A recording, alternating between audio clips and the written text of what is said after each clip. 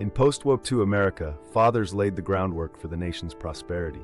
Men like steelworkers, farmers, and factory laborers worked 60-hour weeks to rebuild the economy.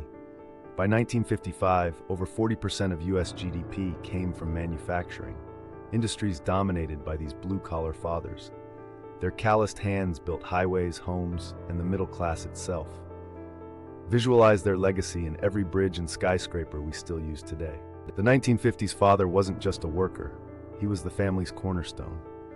Census data shows 85% of households had a male breadwinner earning median $3,300 annually, equivalent to $38,000 today. These men sacrificed personal ambitions. Only 8% attended college. Yet their labor fed families and funded suburban dreams. At dinner tables nationwide, children learned that responsibility meant showing up, even when exhausted.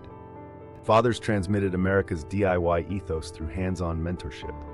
A 1962 Boy Scouts report found 73% of fathers taught sons practical skills, auto repair, carpentry, or fishing. These weren't just hobbies, they instilled problem-solving and resilience. Studies now confirm children with such mentoring earn 23% more as adults. That driveway bicycle repair session? It built future engineers and entrepreneurs. When crises hit, whether the Cuban Missile Crisis or 1970s stagflation, fathers became emotional anchors. Veterans Administration records show 92% of World War II and Korea vets shielded families from discussing war trauma.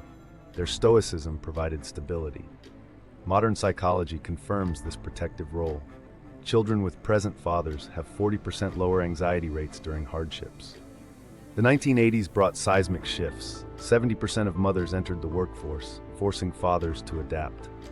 Bureau of Labor Statistics data reveals dads' domestic workload tripled by 1995. Some resisted. Others became weekend warriors, coaching soccer while managing careers. This transition wasn't smooth. Divorce rates peaked at 50%, but it redefined fatherhood for coming generations. CDC data paints a stark picture. Fatherless homes account for 63% of youth suicides and 90% of homeless teens. The Heritage Foundation reports these children are 4x more likely to live in poverty. That empty chair at dinner isn't just emotional, it's a $100 billion annual burden on social programs. The solution? Reclaiming fatherhood's irreplaceable role. Hope emerges through programs like the National Fatherhood Initiative, where 89% of participating dads rebuild bonds. Therapists emphasize small moments, fishing trips or bedtime stories that repair trust. Neuroscience confirms just 15 minutes of daily engagement boosts children's prefrontal cortex development. Every game of catch is an investment in America's future.